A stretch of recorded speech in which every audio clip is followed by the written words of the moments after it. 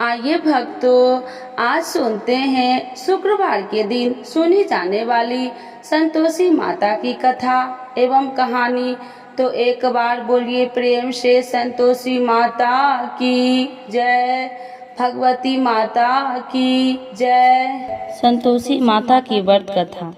कंचनपुर नगर में एक बुढ़िया रहती थी। उस बुढ़ियों के 7 बेटे थे। सभी का विवाह हो चुका था। 6 बड़े बेटे तो काम करते थे, लेकिन 7वां बेटा अभी कोई काम नहीं करता था। सुबह उठकर स्नान से निवृत्त होकर 6 बड़े बेटे रसोई में बैठकर भोजन करते और फिर अपने काम पर चले जाते थे। बुढ़िया उन बेटे को अपने हाथ से खीर, पूरी, हलवा आदि बढ़िया बढ़िया व्यंजन बनाकर खिलाती थी। 7वां बेटा खूब धूप निकलने पर बिस्तर से उठता, फिर स्नान करके भोजन के लिए रसोई में जाता। बुढ़िया दूसरे बेटे का बचा हुआ खाना एक थाल में रखकर उसे दे देती थी। 7वां बेटा उसी भोजन को खुश होकर खा लेता था। भोजन करके वह घर से निकल जाता और अपने दोस्तों के साथ घूमता फिरता। इस तरह मौज मस्ती से उसके दिन व्यतीत हो रहे थे। उसकी पत्नी बार बार उससे कोई काम करने के लिए कहती थी, लेकिन वह हंसकर कहता था, अरे तुम बार बार क्यों काम करने के लिए कहती हो? कितने मजे से दिन गुजर रहे। माँ कितने बढ़िया बढ़िया व्यंजन बनाकर खिलाती है। तब उसकी पत्नी क्रोधित में होकर कहती, माँ तुम्हें बढ़िया बढ़िया व्यंजन बनाकर नहीं खिलाती, बल्कि सबका बचा हुआ जूठा भोजन खिलाती है। यदि तुम्हें मेरी बात पर विश्वास न हो तो किसी दिन छिपकर स्वयं अपनी आंखों से देख लेना। अपनी पत्नी की बात पर उसे यकीन न था, लेकिन एक दिन इस बात की सच्चाई जानने का निर्णय करके वह सिर दर्द का बहाना बनाकर एक चादर ओढ़कर रसोई घर में ही सो गया। थोड़ी देर के बाद उसकी माँ ने अपने बेटे को खीर, पूरी, हलवा आदि बनाकर खिलाए। भोजन के बाद उन्हें लड्डू खाने को दिए। भोजन करके वे अपने काम पर चले गए। उनके जाने के बाद बुढ़िया ने उनकी थाली में बचे भोजन को एक थाली में रखा। बचे हुए लड्डू को टुकड़े को एकत्र करके दोबारा लड्डू बनाए। इसके बाद बुढ़िया ने 7वें बेटे को भोजन करके लिए कहा। उसने सोते हुए चादर के नीचे से सब कुछ देख लिया था। वह उठकर बोला, माँ मुझे भूख नहीं है, मैं परदेश जा रहा हूँ। बुढ़िया ने कहा, कल जाता है तो आज ही चला जा। बुढ़िया के कठोर वचन सुनकर वह तुरंत परदेश जाने की तैयारी करने लगा। चलने से पहले वह अपनी पत्नी के पास गया। उसकी पत्नी गौशाला में गोबर के कांडे पाथ रही थी। उसने जाकर पत्नी से कहा, हम जाबे परदेश को आवेंगे कुछ काल, तुम रहिए संतोष से धर्म अपना पाल। अपने पति के वचन सुनकर कुछ गंभीर स्वर में पत्नी बोली, 2 निशानी अपनी देखो हूँ मैं धीर, सुधी मती हमरी बिसरइयो, रखियो मन गंभीर। अपनी पति के वचन सुनकर वह बोला, मेरे पास निशानी के लिए बस यह एक अंगूठी है, इसे अपने हाथ में रख लो, लेकिन अब तुम भी अपनी कोई निशानी मुझे दे दो, ताकि परदेश में उस निशानी को देखकर तुम्हें याद कर सकूं। अपने पति की बात सुनकर वह बोली, नाथ मेरे पास निशानी के लिए कुछ भी नहीं है। फिर कुछ सोचकर उसने गोबर के हाथ से उसकी पीठ पर छाप लगा दी। 7वां बेटा अपनी पत्नी की उस निशानी को लेकर परदेश के लिए चल पड़ा। कई दिनों की लंबी यात्रा करके वह एक सुंदर विशाल नगर में पहुंचा। वहां उसने कई दुकानदारों से नौकरी देने के लिए प्रार्थना की, लेकिन सबने उसे परदेशी जानकर उसकी प्रार्थना ठुकरा दी। निराश होकर अंत में वह एक सेठ की दुकान पर पहुंचा। उसने सेठ से भी नौकरी देने की प्रार्थना की। सेठ को एक नौकर की जरूरत थी। उस सेठ ने उसे तुरंत नौकरी पर रख लिया। उस दिन उसकी बहुत बिक्री हुई और वह उस लड़के से बहुत खुश हुआ। कुछ ही दिनों में उसने सेठ का सारा काम संभाल लिया। उसके व्यवसाय में आने वाले ग्राहक बहुत प्रसन्न थे। सेठ का व्यवसाय तेजी से चलने लगा। उसकी मेहनत और ईमानदारी देखकर उसे अपना हिस्सेदार बना लिया। कुछ ही महीनों में उस लड़के ने बहुत सा धन कमा लिया। संयोगवश कुछ समय बाद सेठ को उस नगर को छोड़कर दूर किसी नगर में जाना पड़ा। अतः सेठ अपना हिस्सा लेकर दुकान उस लड़के को देकर चला गया। अब सारे व्यवसाय का मालिक वह लड़का बन गया।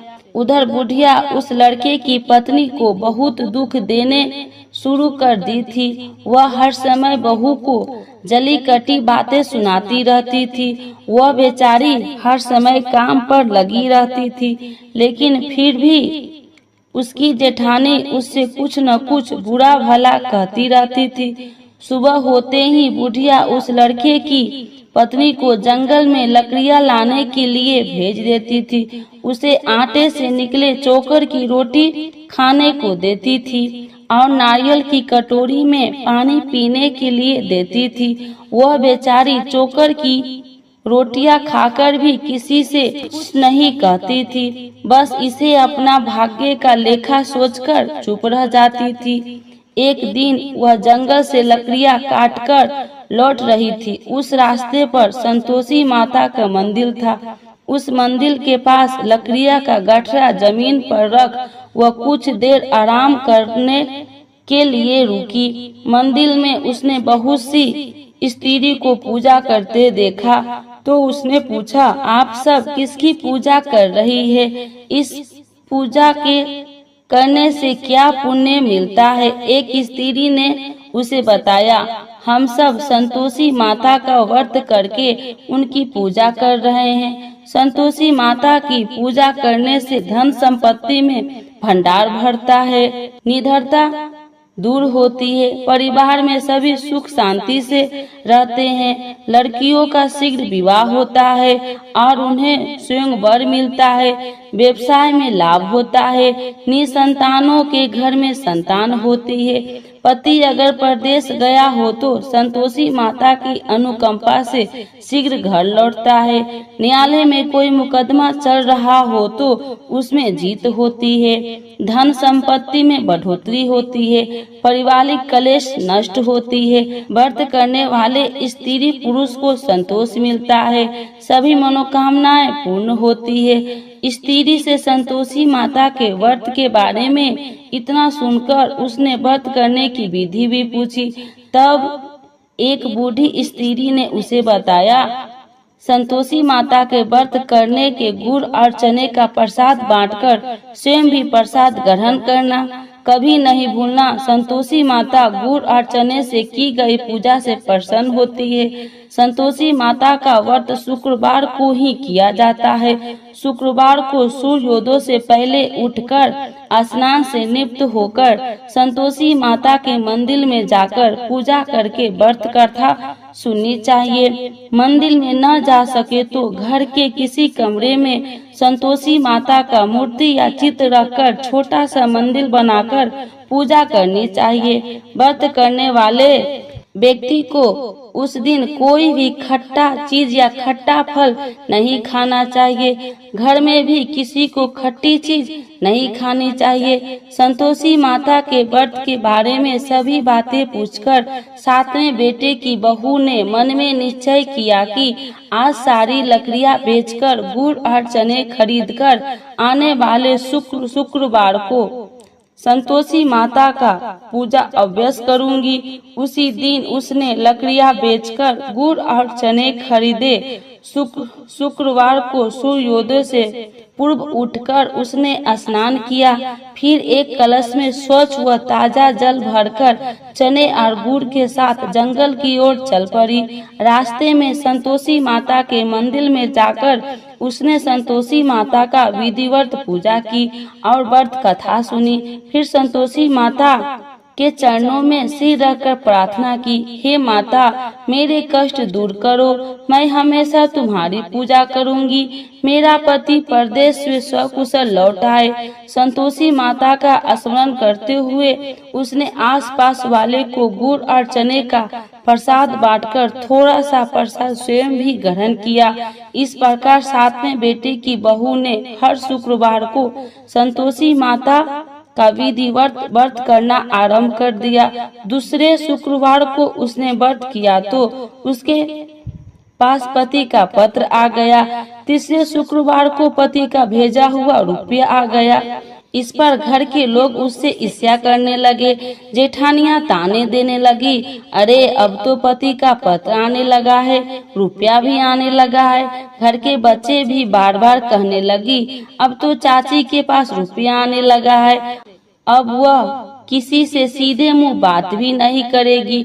वह बेचारी सबके ताने सुनकर चुप रह जाती थी। वह हर शुक्रवार को संतोषी माता के मंदिर में व्रत करने और कथा सुनने के बाद उनके चरणों में सिर रखकर प्रार्थना करती थी, हे माता मैंने आपसे धन नहीं मांगा था, मैंने तो अपने पति के स्वकुशल लौटने की प्रार्थना की थी।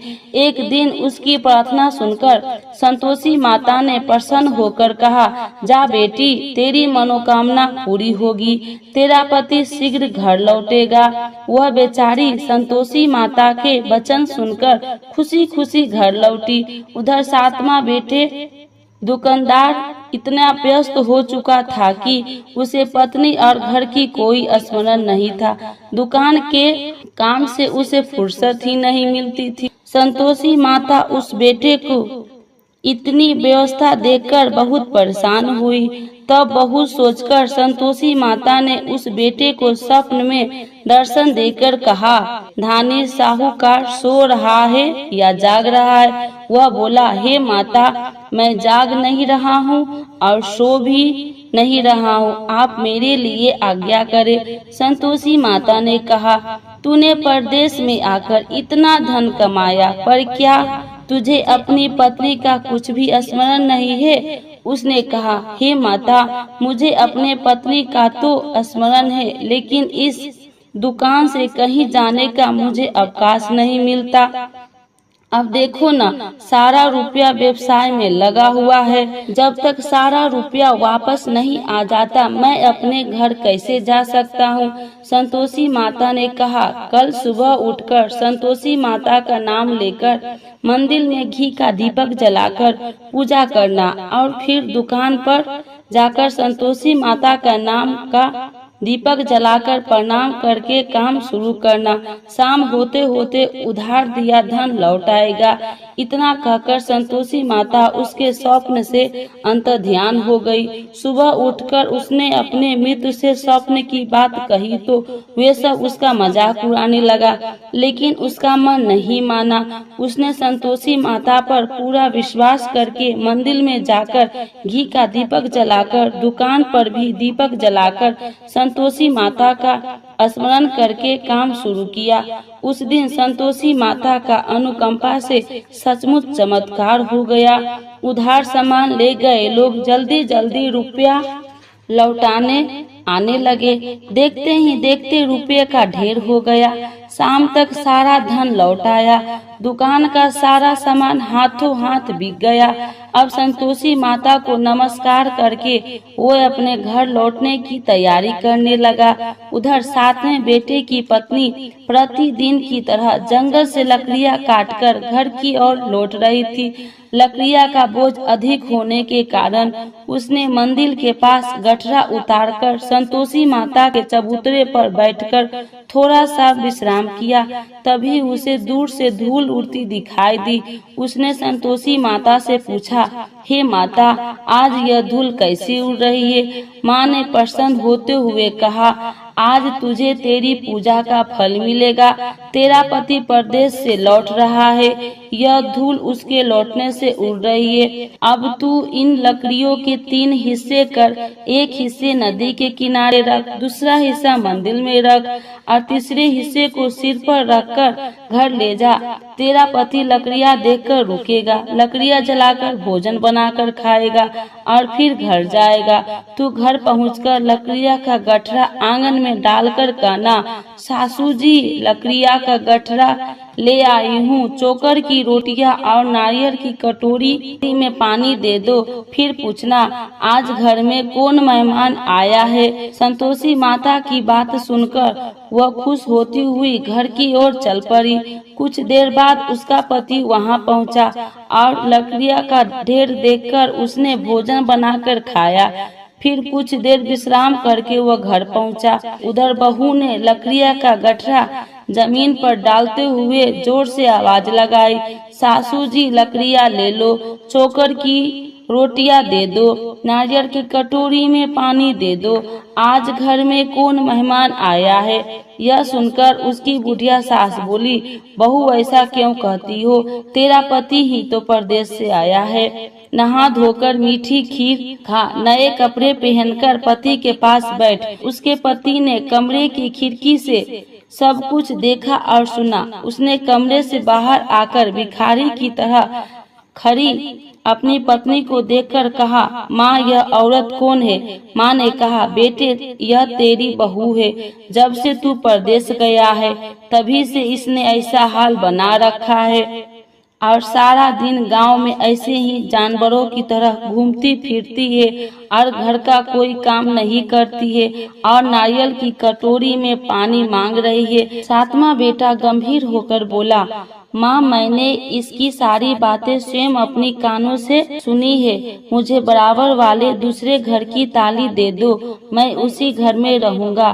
बुढ़िया माँ ने उस बेटे को दूसरे घर की ताली दे दी। वह अपनी पत्नी के साथ उस घर में आनंद से रहने लगा। उसके पास धन की कोई कमी नहीं थी, घर को महल जैसा सुंदर बना लिया। अगले शुक्रवार को उसकी पत्नी ने कहा, प्राणनाथ मैं संतोषी माता का व्रत करती हूँ, संतोषी माता की अनुकंपा से ही मेरे सब काम पूरे हुए हैं, अब मैं व्रत का उद्यापन करनी चाहती हूँ। पति ने कहा, अभ्यास करो, मैं उद्यापन के लिए सब सामान एकत्र करता हूँ। बहू ने अपनी जेठानी के लड़कों को भोजन के लिए बुलाया। सभी जेठानियाँ उसकी धन और संपत्ति और वैभव से ईर्ष्या करने लगी थी। जेठानिया ने अपने बच्चे को सिखा दिया कि तुम भोजन के समय खट्टी चीजें मांगना। वे नहीं चाहती थी कि उसका उद्यापन पूरा हो। संतोषी माता की पूजा के बाद जब बच्चे को भोजन के लिए कहा गया तो सब खटाई मांगने लगा। बहू ने कहा, खटाई किसी को नहीं मिलेगा। तब सभी बच्चे उससे पैसा मांगने लगे। बहू ने उनकी बुरी भावना के बारे में कुछ जानती नहीं थी, उसके बच्चे को पैसे दे दिए। बच्चे दौड़ते हुए बाजार गए और इमली लेकर खाने लगे। बच्चे को पैसे देने और उनके इमली खाने से संतोषी माता क्रोधित हो गई। उनके प्रकोप से उसी समय राजा के सैनिक 7वां बेटे की दुकान पर पहुंच और उसे पकड़कर ले गए। भोली बहू रोने लगी, जेठानियां ताने देने लगी, अरे बेईमानी से कमाकर धन लाया था, इसीलिए राजा के सैनिक पकड़कर ले गए। अब बंदीगिरी में रहना पड़ेगा, साथ ही राजा सारा धन भी छीन लेगा। 7वें बेटे की बहू रोती हुई संतोषी माता के मंदिर गई और उनके चरणों में सिर रखकर प्रार्थना करने लगी, हे संतोषी माता, मुझसे कौन सी भूल हुई, आपने किस अपराध की इतनी बड़ी सजा दी है। संतोषी माता ने तुरंत प्रकट होकर कहा, बेटी तूने उद्यापन में बच्चे को पैसे देकर बहुत बड़ी भूल की है। उन पैसों से बच्चों ने खटाई खाकर तेरे व्रत को नष्ट किया है। बहू रोते रोते बोली, माँ मुझे क्षमा कर दो, मैं बच्चों की बातों में यह सब भूल गई थी। अब मैं दोबारा उद्यापन करूंगी, अब कोई भूल नहीं करूंगी। संतोषी माता ने कहा, जब तू दोबारा विधिवत उद्यापन करेगी तो तेरी मनोकामना अवश्य पूरी होगी। मंदिर से घर लौटते हुए रास्ते में उसे उसका पति वापस आता हुआ मिल गया। बहू ने पूछा, राजा के सैनिक आपको क्यों पकड़ कर ले गए थे? वह हंसते हुए बोला, मैंने इतना कमाया था, उसका कर टैक्स नहीं दिया था, इसीलिए राजा ने मुझे बुलाया था। अगले शुक्रवार को उद्यापन के लिए बहू ने लड़के को भोजन के लिए बुलाया। उधर जेठानिया ने पुनः अपने लड़कों को भोजन में खटाई मांगने के लिए सिखा दिया। संतोषी माता की पूजा के बाद गुड़ और चने का प्रसाद बांटकर बहू ने स्वयं भी प्रसाद ग्रहण किया। बच्चों को जब भोजन के लिए बैठाया और खीर पूरी हलवा खाने के लिए कहा तो वे बोले, हमें खीर हलवा अच्छा नहीं लगता है, हमें तो खट्टी चीजें खाने को दो। बहू ने कहा, किसी को खट्टी चीज खाने को नहीं मिलेगी और मैं तुम्हें पैसे भी नहीं दूंगी। खीर पूरी हलवा खाना है तो खाओ। बच्चों नहीं माने तो उसने उन बच्चे को भगाकर ब्राह्मण के बच्चे को बुलाकर भोजन करवाया। दक्षिणा में उन बच्चे को मीठे फल खाने के दिए। उसके उद्यापन से संतोषी माता बहुत प्रसन्न हुई। उनकी अनुकंपा से बहू शीघ्र ही गर्भवती हुई। 10वें महीने उसने एक सुंदर पुत्र को जन्म दिया। बहू प्रतिदिन उस बेटे को लेकर संतोषी माता के मंदिर में जाने लगी। कुछ ही दिनों के बाद संतोषी माता ने सोचा, मैंने इसे जीवन के सभी सुख दिए हैं, अब इसकी परीक्षा लेकर देखती हूँ। यह सोचकर संतोषी माता एक बुढ़िया का रूप धारण किया और लाठी टेकती हुई बहू के घर पहुंची। बुढ़िया के सारे शरीर पर मक्खियां भिनभिना रही थी। उसे देख सारी मुंह सिकुड़ाने लगते थे। बुढ़िया ने जाकर दरवाजा खटखटाया तो बहू की सास ने दरवाजा खोला और उसे देखते ही जोर से चिल्लाई, अरे लड़को, इस गंदी बुढ़िया को भगाओ, मुझे तो ये कोई चुड़ैल नजर आती है, इसे भगाओ नहीं तो किसी को खा जाएगी। लड़के उठकर भागे और उन्होंने अपने घर के दरवाजे और खिड़कियां बंद करने लगी। छोटी बहू बराबर वाले घर की खिड़की से उस बुढ़िया को देख रही थी। उसने जल्दी से दरवाजा खोला और बुढ़िया के पांव छूकर अपने घर में ले आई। सास ने उसे रोका तो बहू बोली, आज तो बहुत खुशी का दिन है, मेरी संतोषी माता मेरे घर आई है। छोटी बहू का बेटा दूध पीने के लिए रो रहा था। बहू ने उसे दूध भी नहीं पिलाया और संतोषी माता की सेवा में व्यस्त हो गई।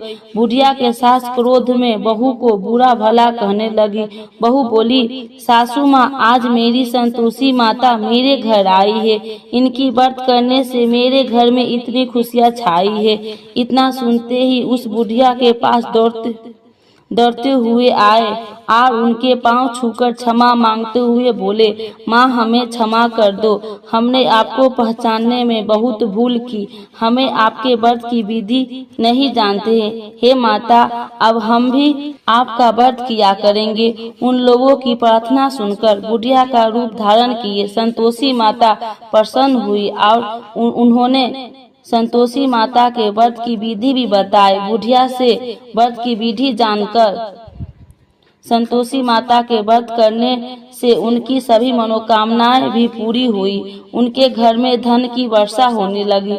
बुढ़िया के 7वां बेटा का व्यवसाय खूब तेजी से चलने लगा। धन संपत्ति के भंडार भरने लगा। संतोषी माता का व्रत करने और व्रत कथा सुनकर गुड़ और चने का प्रसाद खाने वाले को सभी मनोकामनाएं संतोषी माता पूरी करती है। व्यवसाय में दिन दोगुनी रात चौगुनी तरक्की होती है। निसंतान स्त्री को पुत्र की प्राप्ति होती है और संतोषी माता का विधिवत करने वाले कुमारी कन्याओं को मनचाहा सुंदर और श्रेष्ठ वर मिलता है। बोलो संतोषी माता की जय। संतोषी माता की आरती। जय संतोषी माता मैया, जय संतोषी माता, अपने सेवक जन को सुखी संपत्ति दाता। जय संतोषी माता, सुंदरी चीर सुनहरी, माँ धारण किन्हो हीरा पन्ना दम के, तनि सिंगार लिहो जय संतोषी माता। गेरू लाल छटा छवि बदन कमल सोहे, मंदी हसत करुणामयी तिरुवन जन मोहे। जय संतोषी माता। स्वर्ण सिंहासन बैठी चबर ढूंढे प्यारे, धूप दीप मधुमेवा भोगी धरे न्यारे। जय संतोषी माता। गुरी अरुचना परम प्रिय ताम संतोष किए, संतोषी कहलाई भक्तन वैभव दियो। जय संतोषी माता। शुक्रवार प्रिय मानत आज दिवस सोही, भक्ति मंडली आई कथा सुनत मोही। जय संतोषी माता। मंदिल जगमग ज्योति मंगल ध्वनि छाई, विनय करे हम बालक चरणन सिर नाई। जय संतोषी माता। भक्ति भाव में पूजा अंगीकृत कीजे, जो मन बसे हमारे इच्छा फल दीजे। जय संतोषी माता। दुखी दरिद्र रोगी संकट मुक्त किए, बहुधन ध्याय भरे घर सुखी सौभाग्य दिए। जय संतोषी माता। ध्यान धरो जन तेरो मन वांछित फल पायो, पूजा कथा श्रवण कर आनंद घर लायो। जय संतोषी माता। शरण गहे की लज्जा रखियो जगदम्बे, संकट तू ही निवारे दयामयी माँ अम्बे। जय संतोषी माता। संतोषी माता की आरती जो कोई नर गावे, रिद्धि सिद्धि सुखी संपत्ति जी भर के पावे। जय संतोषी माता। जय संतोषी माता। जय जय संतोषी माता। अपने सेवक जन को सुखी संपत्ति दाता। जय संतोषी माता। मैया जय संतोषी माता। संतोषी माता की जय।